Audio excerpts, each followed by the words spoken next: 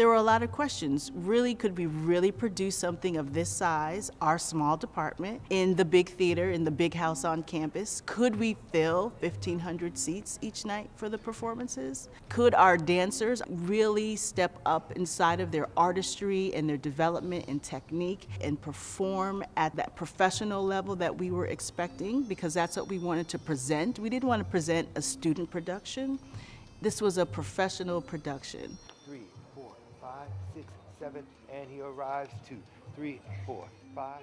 Me being a choreographer and me living in New York, I have access to all kinds of dancers. So my first thought, well, if I don't find anybody, I'll be fine. You know, I can bring them in from New York, I would be fine. But after the audition process, and I've seen some of the dancers here in the local area, the DC area, that DMV area has an amazing group of very talented, technically proficient artists. We did a call, an audition, a cattle call, for 2 days, and we were able to select students from inside the university to participate.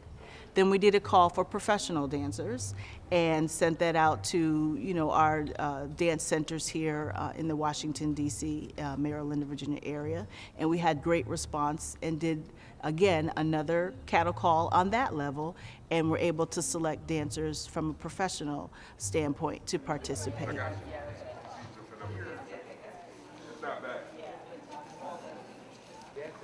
Real quick, can we go to your opening formation where you're doing the bounces?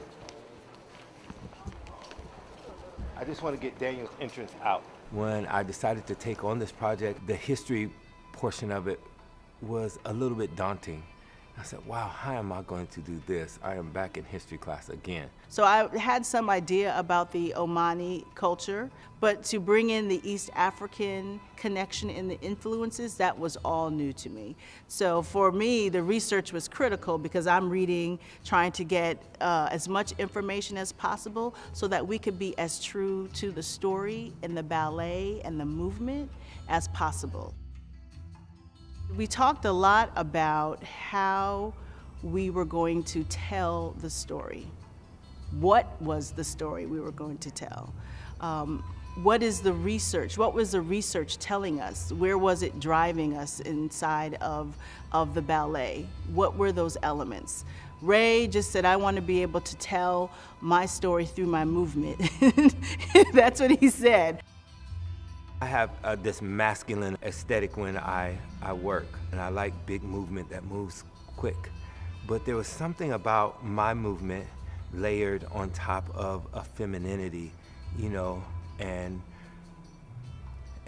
that the contrast between the two was really kind of nice. Ray had this idea in his head, and we started with The Gathering. That was his first choreography, the work. That was the first movement that he said. And that's the women's piece with the red drapes. This is a woman's place, a place of secrets, dark as impingo, and I will be carved, polished to a sheen by so many hands. My beauty released, set free for my husband, who will polish me again with his own hands, releasing my beauty in the quiet of the night. Ours will be done in whispers that are older than time. I will be birthed on ancient voices, a woman.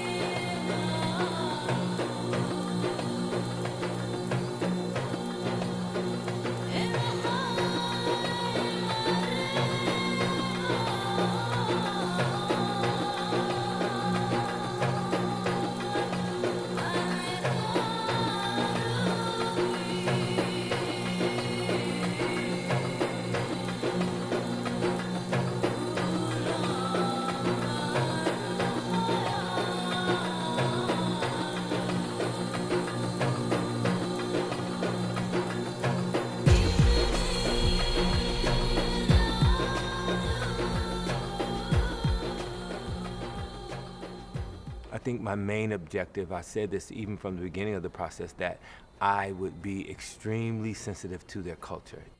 I would only bring my voice as a choreographer, my aesthetic, but I would always be sensitive to their culture. The men and women could not touch. We learned that immediately. And a lot of the choreography that Ray had set, the men and women were touching. So the partnering, they could partner, but they could not touch in the partnering. So you'll notice inside of the dance, none of the men and women can touch. I said, okay, let's rework this and let's explore. It really turned out to be amazingly beautiful because it provided a challenge for me as a choreographer, and then in turn it forced the dancer to step outside of themselves.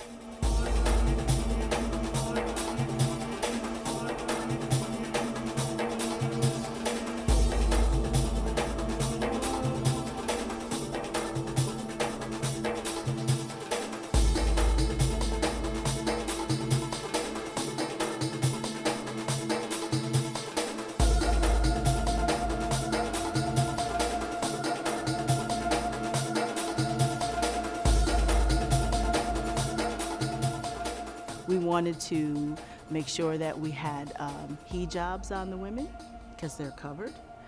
We wanted to make sure their arms and legs, their tunics, and the pants underneath were covered. But they also had to allow the dancers to dance.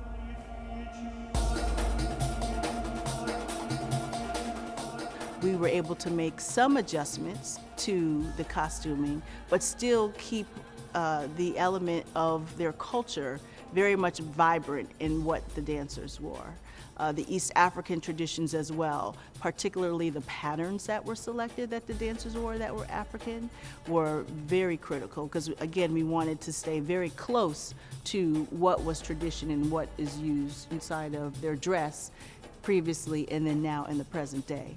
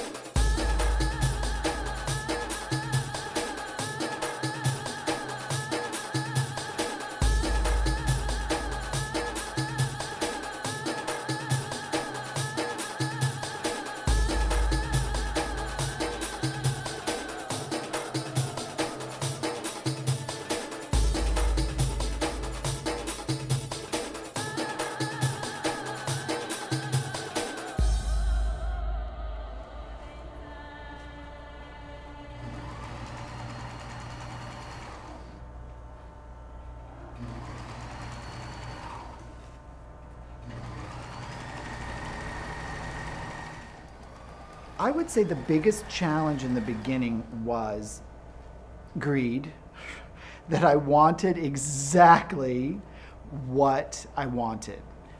The fabrics, I wanted them to be authentic. I wanted them to be from Oman. I wanted them to be from East Africa. And I had to sort of like wrap my head back around dance piece, functionality, where we're building it, the time frame you're building it in, the budget you're building it in, and just sort of like all of that becomes part of the fiber of it.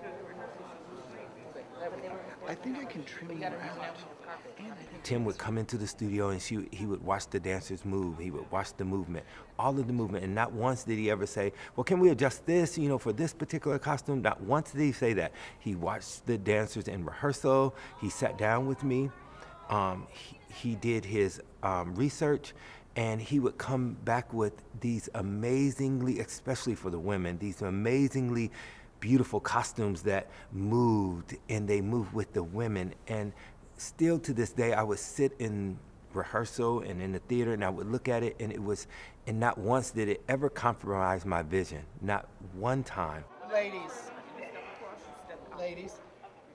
are your hooks coming unhooked? Yes. Okay, let me come to you. We saw where all your stuff is living. Thank you. Good. Sitting with Ray in the rehearsal space, seeing the dancers do it for the first time for me, somewhere within that moment, I saw the clothes on them, and they are what I saw. And I think they function beautifully. I think they read in such a way that it takes you to a different place in that moment.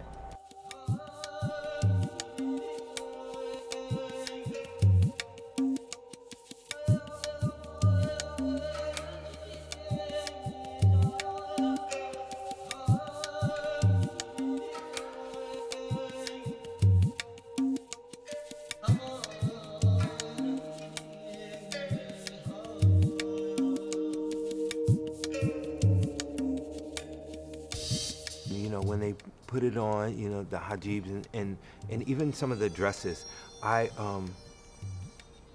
said, you just have to, the movement may have to be bigger, so it would read through the costumes, but I was hoping that I would give them enough information and enough movement where that the movement would transcend through the costume and it layered nicely, accentuated the movement very nicely. It really, I wouldn't have had it any other way. Now I'm thinking about putting more clothes on the dancers.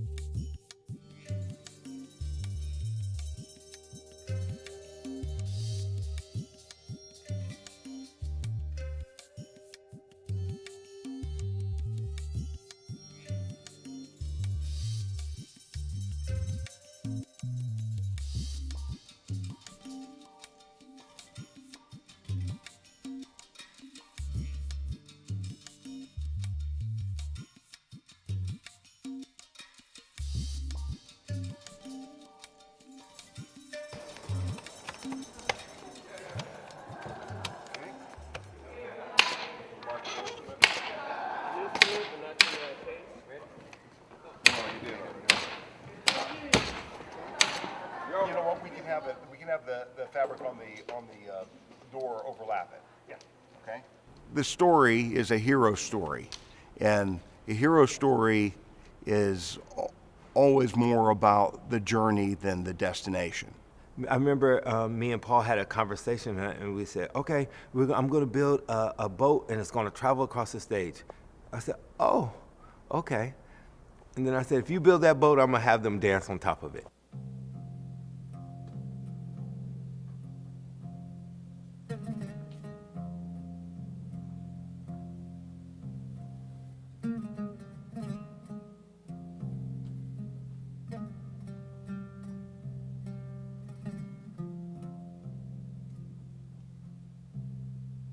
It created a platform for the dancers, so it was a little bit constraining, but once the dancers got on there and we manipulated some of the movement, and with the lighting, it really did a great job with the story.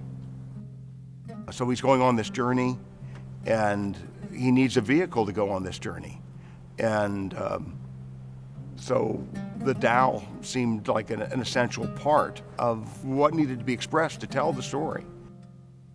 It's the actual kind of vehicle, that kind of craft that they would have used to travel from Oman to East Africa. I found them visually very appealing from the very beginning, and I was interested in recreating that in some way, expressing it and trying to make it work for the stage. The type of sail that is on a dhow, a lateen sail, I thought just a wonderful triangular shape, and I just wanted, as a visual artist, wanted to explore that.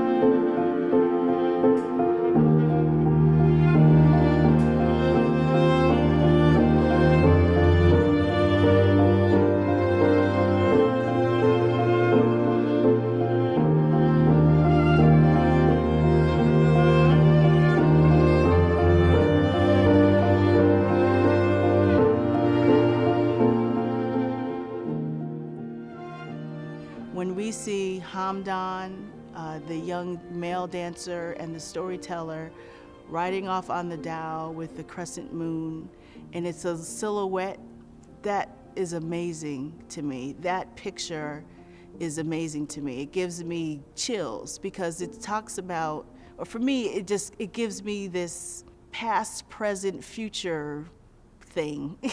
It's hard to describe, but there's an element of mysticism, of what's happened and what's to come.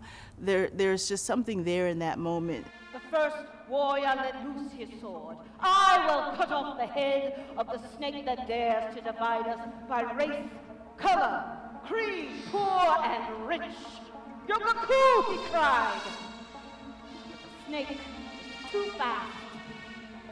The second warrior let loose his sword. I will cut off the head of the snake that covets our homes, our treasures, and dares to steal the food from our very bellies, leaving us hungry and our labor in vain. But the snake was too strong. The third warrior let loose his sword. I will cut off the head of the snake that would reduce the name of God to a single tongue. But that snake was clever and pretended to pray. The fourth and final snake.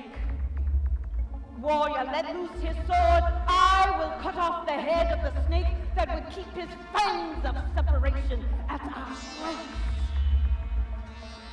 But that snake had grown bold. All the warriors lay dead before him, crying vengeance in the name of the people. He cut off the four heads of the monstrous snake.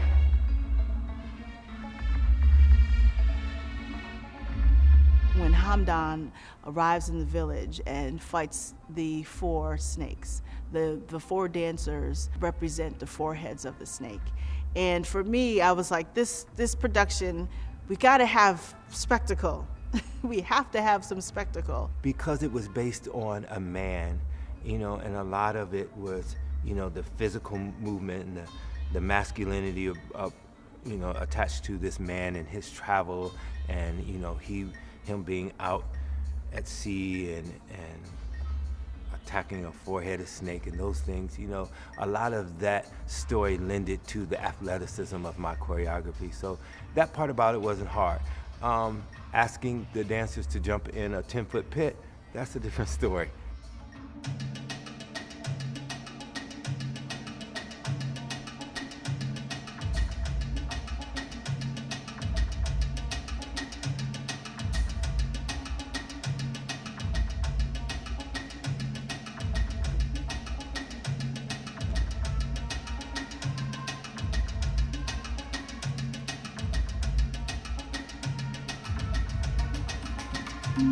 That particular scene is very exciting. The conflict, the men dancing, the movement. I mean, they do some really amazing jumps and leaps and looking like they're elevated. I mean, that's amazing. Ray's choreography was amazing right there.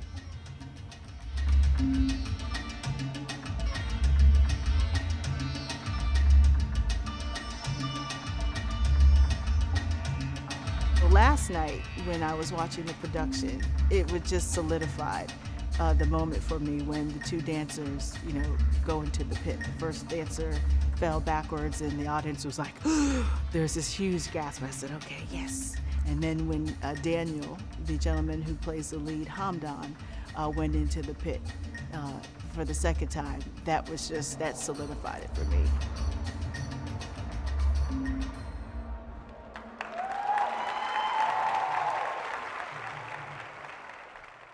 This title, Hamdan, Through the Gate of Tears. The gate represents many things. Happy tears, going through changes in life, moving forward, but also looking back. So that element of Sankofa is very, very prominent inside of that, looking back to move forward.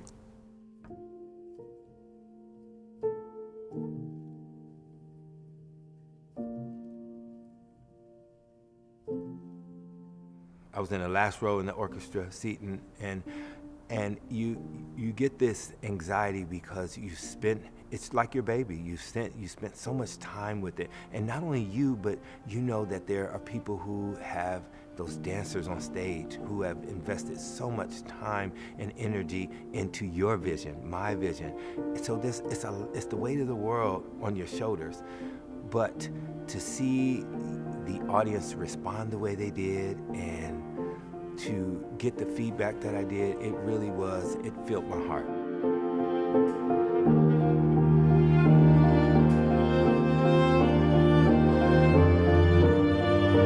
Everything you work on has something that stands out for you. For me, working on this piece, there's something about the beauty that comes from that continent.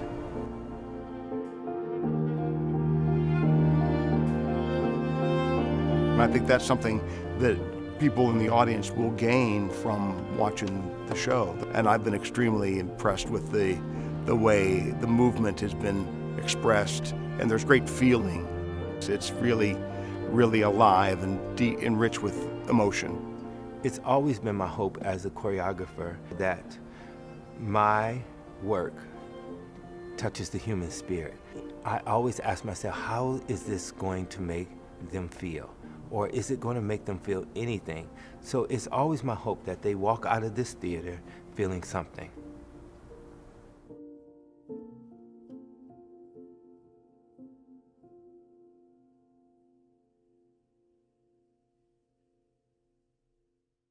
We are Afro-Arabia, Hamdan's diamond of immense brightness is amongst us all.